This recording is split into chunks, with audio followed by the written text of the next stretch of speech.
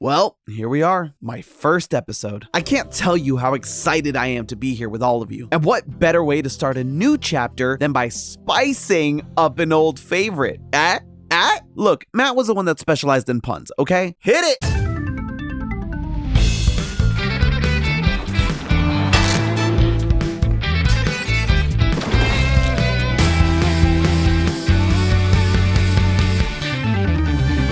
Hello, Internet! Welcome to Food Theory, the show that's stepping up its hotness in more ways than one. Speaking of which, you may notice that there's something slightly different, and I figure now is as good a time as any to settle some things. First of all, hi, I'm Santi. I've been a fan of Matt's for a long time, since I was in high school, so being here is pretty surreal to me. For those of you who don't know me, before the grades set in, I once got frosted tips because I wanted to so badly be a member of a boy band. I still have hope, though it dwindles every day. What doesn't dwindle though is my love for all things spicy. If you've been a fan of the channel for a while, you may remember the chicken sandwich episode from a few years back where Matt found the overall best sandwich using science. That's always been one of my favorites, even way before I joined the team. But as someone who loves spicy foods, I always told myself that if I had the opportunity, I'd remake the episode with hot chicken sandwiches. So here I am with you today to do just that. For those of you who aren't spice fiends, even if you are, you may not be familiar with where the hot chicken sandwich originated. And let me tell you, the story is probably spicier than any chicken sandwich I'll ever eat. Legend goes, Nashville's own Thornton Prince, a tastemaker, essentially an influencer of yesteryear, came home from a wild night out. And while no one knows exactly what did him in, his girlfriend found out he had cheated and decided to take revenge. Did she elect to murder him? Poison him? Good old draw and quarter? No. See, Thornton was something of a fried chicken lover, and his girlfriend figured the best revenge for his adultery would be to make his fried chicken super duper spicy. She loaded his nightly fried chicken with heaps of cayenne pepper, expecting him to break down in tears, but instead he loved it. He was such a fan of this dish that he decided to start selling it out of his own house. He decided to perfect the recipe and open up his own restaurant, Prince's Hot Chicken, which is still open to this day almost 100 years later. So the fiery flavors of Nashville hot chicken came from the fiery loins of one adulterer. Now that's what I call a cheat meal. I'm so sorry for that. And so Nashville hot chicken was born, and it became the hottest thing around. And now it seems like every restaurant worth their salt is coming out with their own version of the spicy chicken sandwich. But taking a look at the landscape of chicken sandwiches on the market, you'll notice that there's way more diversity in how they prepare this classic craving than you might have originally thought. It's a chicken sandwich with some heat. How much could you possibly change? Turns out, a lot. From the breading and the spice blend to the buns and the toppings, there's clearly no consensus about what makes the perfect spicy chicken sandwich. Until today, my goal is to definitively find out the scientifically best spicy chicken sandwich. I'm gonna be testing 8 spicy chicken sandwiches from popular fast food chains: Popeyes, Chick-fil-A, Burger King, McDonald's, Wendys, and finally KFC, but also including some local favorites from here in Los Angeles: Dave's Hot Chicken and Howlin' Ray's. We wanted to include some local establishments that specialize in hot chicken sandwiches to see how they would differ from the larger chains. I feel like I should mention here that because some of these places allow you to choose from a range of how spicy you want your sandwich, we decided to keep it as equal as possible by asking for medium spice levels wherever it was offered. Each sandwich will be judged in 4 different categories on a scale of 1 to 5. First, the overall taste. Pretty self-explanatory. Second, the chicken, namely the actual quality of the chicken itself. Nobody wants to chew on rubber while their eyes are welling up from the heat. From there, we'll be looking at the toppings and how they add or take away from the overall experience of the sandwich. And finally, and most importantly, the spice. This part can get pretty subjective, so not only will I give a ranking based on how each spicy sandwich worked best for my tastes, I'll also be looking at the combination of peppers used, how the peppers are cooked in, whether in the breading, a sauce, or a dry rub on top, and how the overall spice journey is so that it's not all about more spicy equals better. In other words, does the spice hit you all at once and go away? Or do you get a wonderful roller coaster where it builds up slowly to a peak and then dies down before you go in for a second bite? Round 1, taste. Now that we've got all that squared away, it's time to get to testing. We're gonna be going down the line from left to right, starting with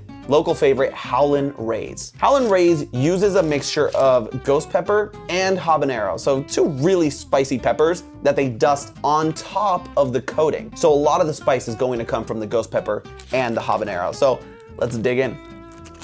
Oh God, that was very crispy. It was very crispy. But once I was able to actually go in again and take a bite of the complete sandwich, my initial reaction cooled down a bit. While the taste of the chicken and the spice was great, it was overwhelmingly pickly, so I had to knock it down to a 4. Popeyes had a tough act to follow and fell flat on its face. I gotta say, from a flavor overall, kind of basic. We're gonna go with like a 2. There was nothing in the sandwich that popped out to me from a flavor standpoint. The sauce was more sweet than spicy, and the pickles didn't provide much of a briny addition to the chicken. And if you thought Chick-fil-A would do any better, you'd be very wrong. From a flavor standpoint, it's hard to get over the strong flavor of tomato and lettuce. It really overpowers the ensemble. I'm not a big fan of that. I'm gonna give it a 2 right there, and it's a pretty easy judgment for me. I gotta say, I'm not the biggest fan of Chick-fil-A. Now, I think it's overrated. The waffle fries, great, but their name is Chick-fil-A, not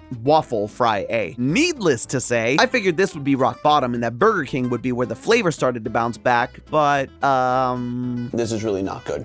This is a 1. Honestly, it seemed like this episode was over before we even started, but finally, Wendy's of all places brought some life to the competition. From a flavor standpoint, this is actually really good. Despite the mayo, the ghost pepper seasoning, the crispy onions, and sure you have the lettuce and the tomato, but the flavor of everything working together really goes together well. I'm really surprised because the mayo adds a little hint of freshness at the very front, and then you get all that spice and you're kind of eased into it. This is a 4. Wendy's ghost pepper chicken sandwich, this is a 4 from a flavor standpoint. I may not be a huge fan of their burgers, but man, I know what I'll be getting every time I go to Wendy's from now on. McDonald's, on the other hand, no. The potato bread is giving me flashbacks to Burger King. It's, again, dry, it's kind of tough to get through, and it immediately is what you taste. But then, once you get past that little hurdle, you get so much mayo in this spicy mayo sauce. I will say it packs a good amount of heat, but it's just mayo. It's mayo spicy. From everything else, it's just underwhelming. The tomato is really thick and it adds a lot of tomato flavor. The chicken gets completely lost in everything, and what you get is just mayo. Yeah. Looks like Ronald and the King are gonna be taking home the lowest ratings in this category. With only KFC and Dave's Hot Chicken left, it honestly started to seem a bit one-sided. From a flavor standpoint, honestly, this is great. I wouldn't give it a 5 because I think it is a little one note, but it all comes together really well. This is a 4, easily. Great showing for the Colonel. His bread was nice and soft, the pickles added just the right amount of brine, and the mayo complemented the chicken perfectly. Local chain Dave's, on the other hand,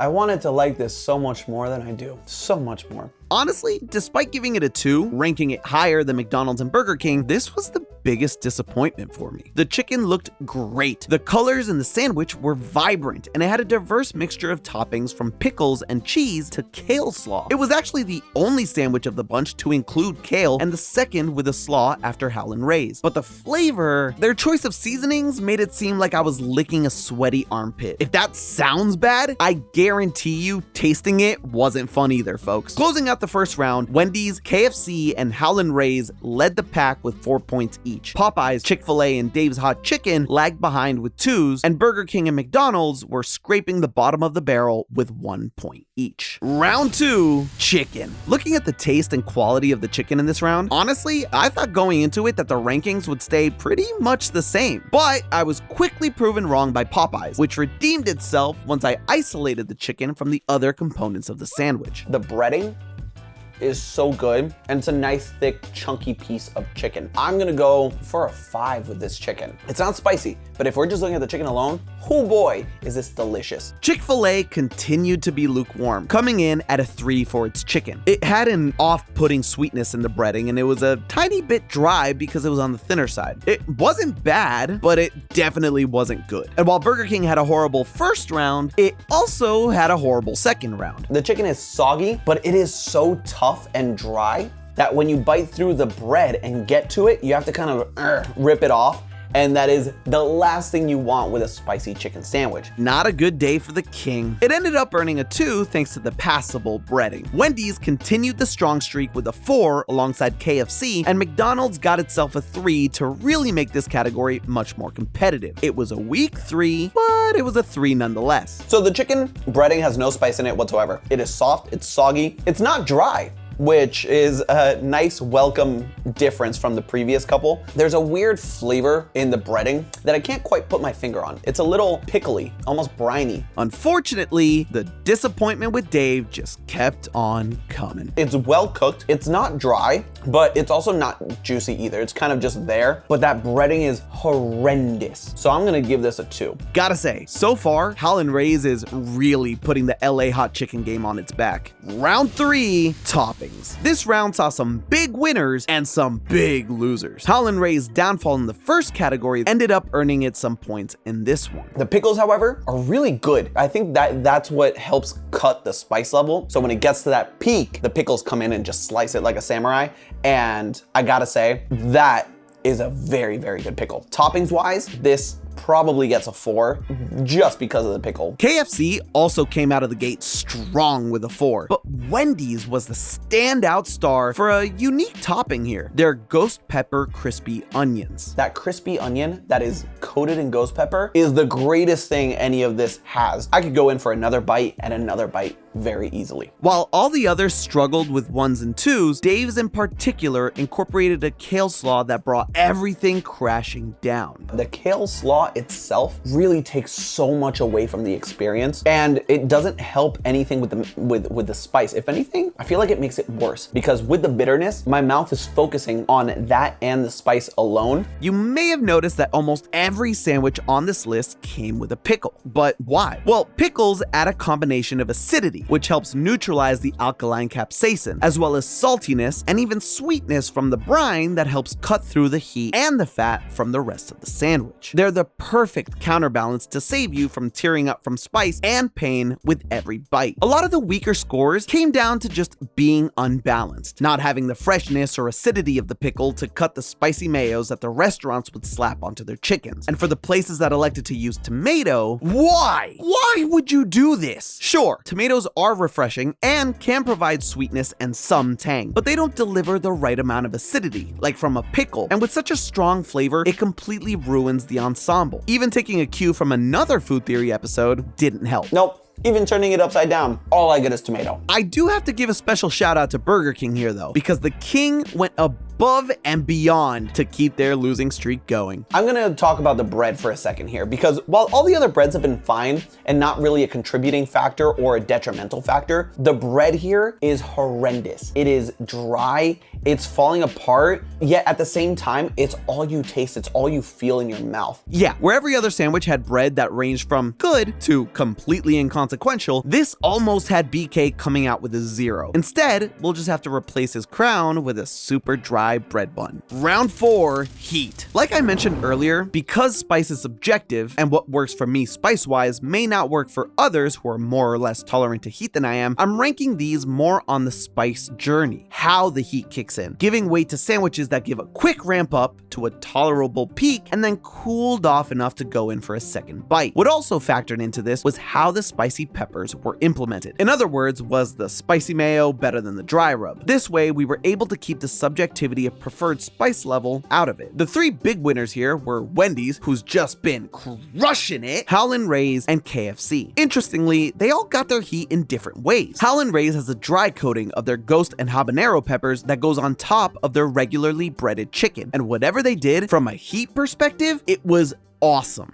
Wow, the taste of that is phenomenal, which is interesting because there's the spice. Oh, I didn't think it would be that bad at first. It gets a lot worse. It's a slow build, but then it goes away very quickly. That's actually the most impressive thing. It went to a peak super quickly, but then it kind of mellowed out. Wendy's incorporates their ghost pepper straight into the breading of their chicken and adds to it with the delicious ghost pepper crispy onions. Seriously, I can't stop raving about how good those were. More than that, the heat from everything involved worked together like a symphony of heat. Everything works together to get to a very nice peak, and it goes away doesn't go away as much as Howlin' Ray's. I think the toppings have a lot to do with that there, but it's manageable throughout. I could go in for another bite and another bite very easily. Man, Wendy's, you got something right there. I'm gonna go in for another bite.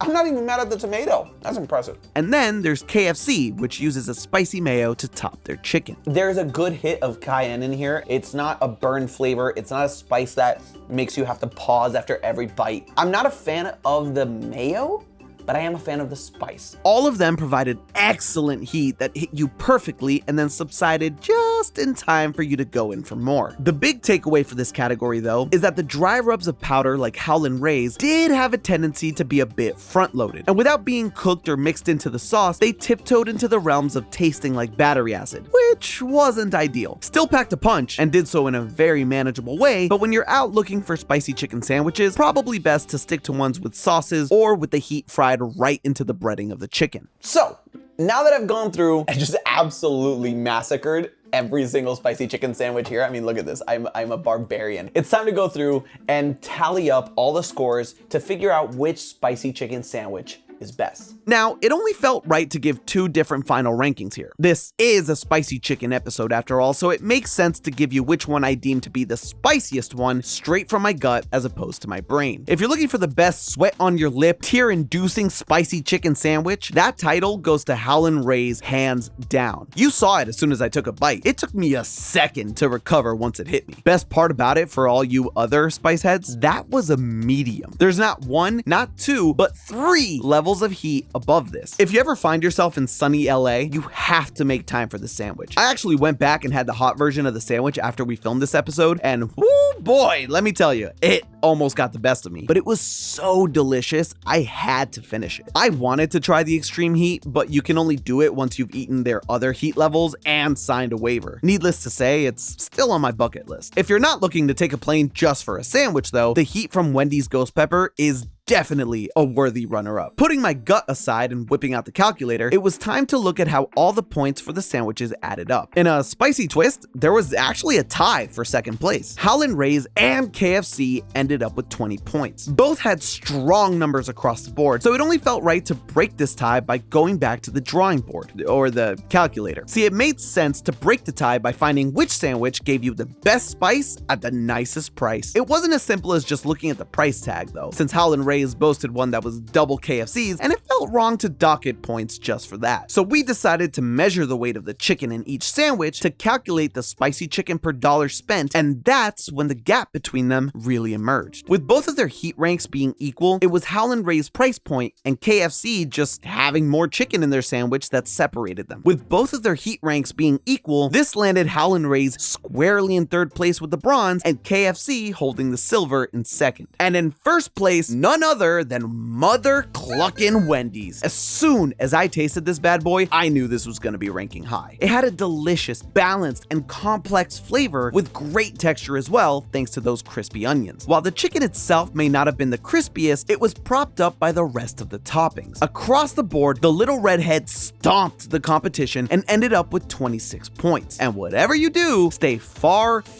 away from Burger King, which landed itself in last place with 8 points. Sorry BK, but the numbers don't lie. It honestly had nothing going for it. Not only did it have the second most expensive sandwich of the bunch, it also had the worst ratio of chicken in the sandwich. The bread alone was enough for it to come dead last, if you ask me. So there you have it. If heat is what you're looking for, hop on a plane for LA so you can try Howlin' Ray's. But when it comes to the overall best spicy chicken sandwich, look no further than Wendy's. Not only did it have the best spice per dollar value, it also just had an amazing flavor and became my favorite right away. In the end, despite going up against chains who specialize in chicken, good old Wendy showed that she won't chicken out. But hey, that's just a theory. A food theory. Bon appetit.